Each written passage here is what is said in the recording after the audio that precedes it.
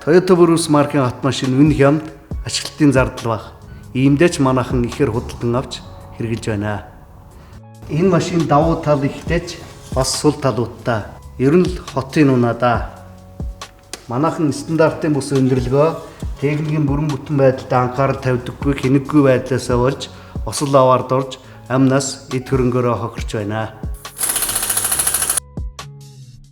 Жолооч нар амортизатор, пүршээр өндөрлөх, тавгаар өндөрлөх, мөн том арзмарын дугуй тавьж стандарт бусаа машинаа өндөрлөгөө. Стандарт бус өндөрлөгөө хийсэн машинаар хөдөө орон нутгийн замд хурд хэтрүүлэнд авчихснаас машины тогтворжилт, тэнцвэрчлэлтэнд нөлөөж аваар осол их гарч байгаа.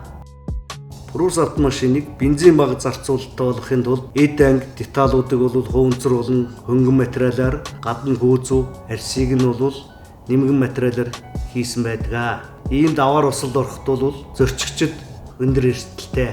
Жолооч нартай хандаж хэлэхэд техникийн бүрэн бүтэн байдлыг тогтмол шалгаж, засвар үйлчлэгийг цаг тухайн үед нь хийлгэж, замын хөдөлгөөний аюулгүй байдлын дүрмийг чандлан мөрдөж, замын хөдөлгөөнд соёлтой оролцоцгоё.